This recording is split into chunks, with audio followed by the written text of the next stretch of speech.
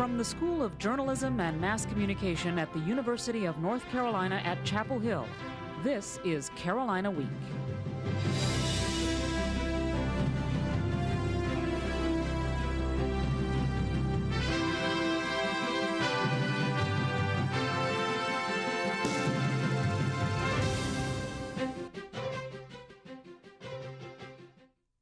Good evening and welcome to the November 10th edition of Carolina Week. I'm Amanda Eiler. And I'm Amanda Yarusi. Thanks for watching. Our top story tonight, Safety Awareness Week kicked off Monday. The week-long program is designed to increase awareness of safety precautions on campus. Each residence hall designs a specific program to focus on. Hinton James Community Director George Airy says piggybacking is one of the issues the residents are highlighting. The Southern culture is very much, and I think everyone can attest, it's you're supposed to hold the door for people. You want to be courteous, and it's kind of combating that nature of how does that Southern culture play into the negative side of letting somebody into a building who's not supposed to be there. At the end of the week, officials will be paying close attention to which programs were most successful. It's almost a week after elections, and Orange County officials are still counting ballots. Incumbent Gloria Faley finished 31 votes, or 0.29% behind newcomer James Zetta Bedford for the last seat in the Chapel Hill-Carrboro School Board. That's enough for Faley to ask for a recount. We hope to have the results of the recount Wednesday. Carolina's crossing the Atlantic. Chancellor Measer traveled to Europe last week to raise money for the Carolina First campaign. The campaign's brought in $1.1 billion so far, still shy of the goal of $1.8 billion. It's only November, but it's already time to start thinking about the summer. The Carolina Summer Reading Program Book Selection Committee wants your suggestions for next year's book. You can email any suggestions to csrp@unc.edu before Tuesday. Make sure you include in the email the title of the book, the author, and why you think it's a good choice. The University ROTC units will celebrate Veterans Day in a ceremony Tuesday afternoon. The ceremony will take place in the Student Union at 2:30. Retired Air Force General Norman Gaddis will speak, and the Tar Heel Brigade will present a solemn tribute to those who've died defending our country. The trial of D.C. area cyber suspect John Lee Malveaux got underway in Virginia Beach Monday. The man who headed the investigation, former police chief and former Tar Heel Charles Moose, gave a speech at Carroll Hall Thursday. He spoke about his experiences last October and the lessons he learned. In one particularly emotional moment, Moore said that despite the pressures of the sniper investigation, he loved his job. Moose urged everyone in the packed audience to dedicate their time to something they enjoy.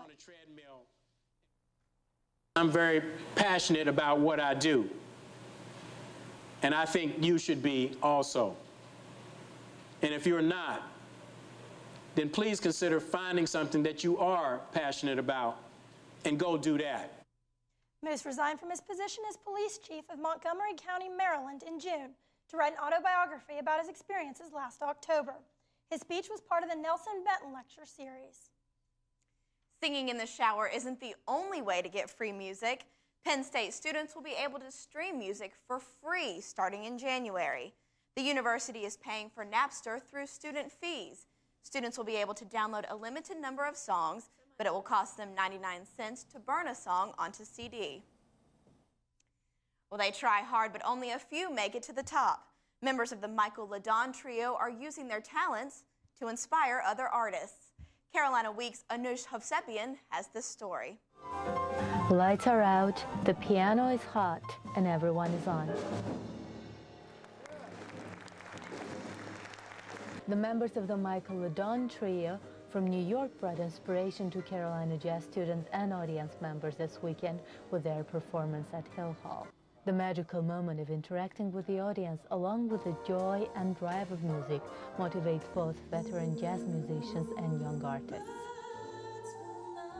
When you go out in front of an audience and touch the audience with what you're doing, I don't think there could be anything better than that. I love performing. I love the influence that it has on people. I love the rawness of your emotions when you're forced to express so much with other people. The members of the trio worked with Carolina students and gave them some insight about what it takes to be a professional musician. It takes talent, long hours of preparation and practice before artists get on the stage.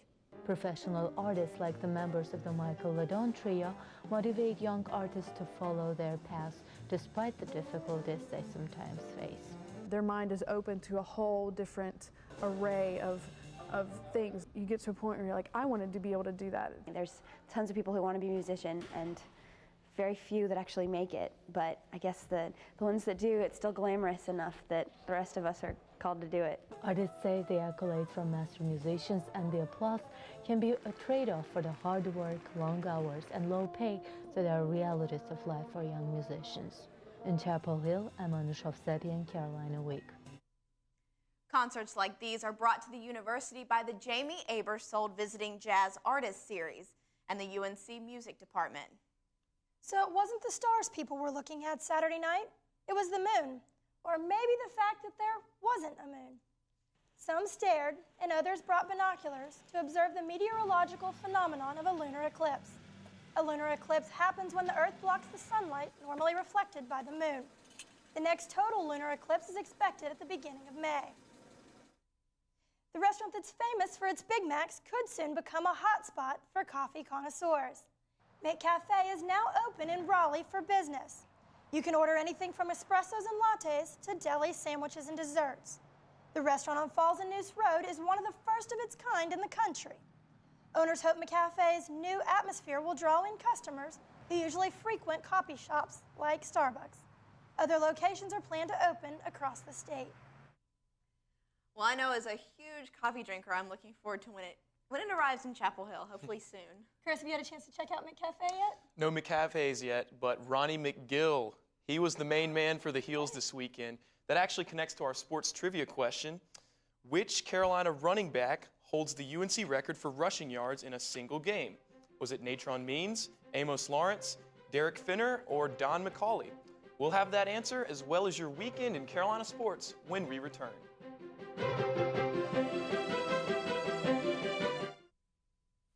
To whom it may concern, I'm hurt. All I done heard is blood-curdling curses. Mama pops are berserking again while I'm burning up in the furnace and searching for the explanation for what I did to deserve to get deserted and then repeatedly beaten in the face with my worthlessness. No sense of purpose. It got drowned, and I doubt if you were to open my mind and step inside it right now, you could even feel what I'm talking about. Cause for the pain in my veins, the words can't explain, and the hate is mounting, and I can't contain it. I'm bound to break out in the days I'm counting, and I'm sick of the shouting, man. I'm about to just.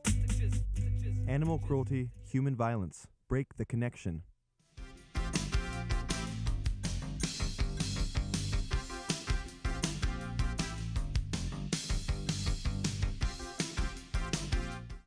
Welcome back to Carolina Week Sports. It's been quite a while since the Carolina football team won at home. How long? This year's senior class hasn't seen a home win since their sophomore year. The Tar Heels look to finally get a W at Kenan Stadium Saturday against Wake Forest. Carolina's special teams are very special on the day. Not one, but 3 blocked field goals. And how about 2 fumble recoveries off kicks? A special player takes over after that. It's Ronnie McGill. He puts on a show as he racks up 244 yards rushing on the day to put the Heels up here 35-13.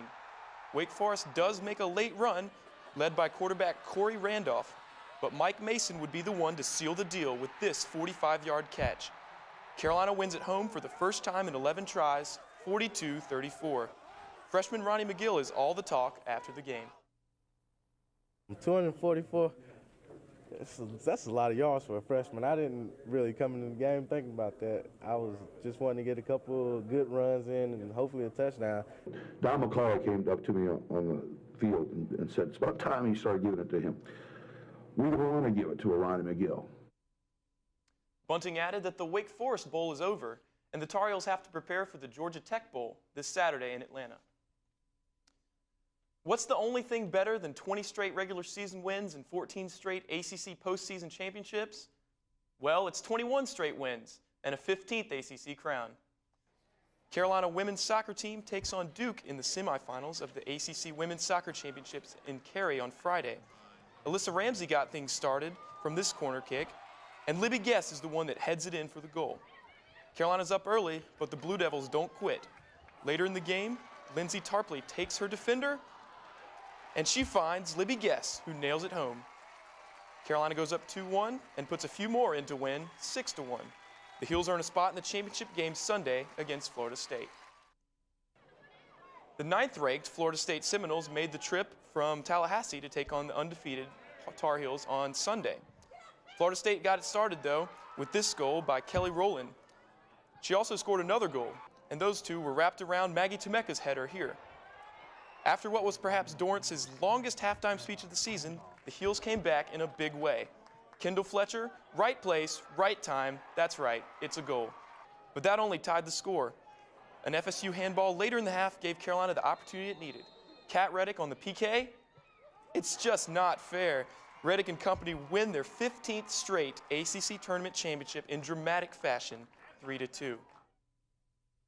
And then to have a player like Catherine Reddick in the back is huge for us.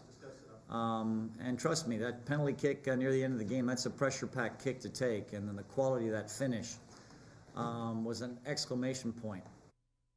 Carolina field hockey matched up against Duke in Charlottesville, Virginia Friday in the first round of the ACC tourney. The Tar Heels came up short against the number 2 ranked Blue Devils in a closely contested match. With a little less than 13 minutes left in the game, Duke scored the game winner on a penalty stroke.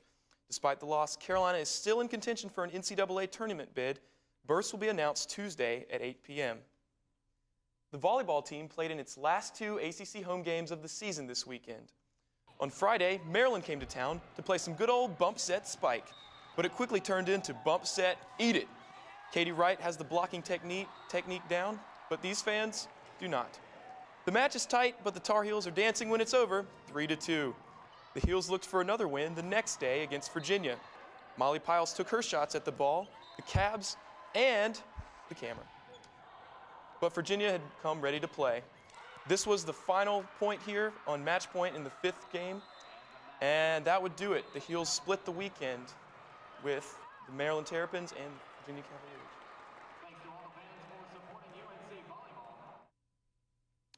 We're probably a little dejected right now, understandably so, but I think that we'll be back. We've always come back after a difficult loss, and I have the confidence and the trust that this team will do the same. In its first competitive game of the preseason, Carolina stunned the competition in the opening minutes. Ramses is ready for the big dance, but slow down there, boy, because these Heels aren't there yet. But Raymond Felton is there for 3, and there for 3, and how about there? Racking up a dozen assists and 11 points for the man everybody loves.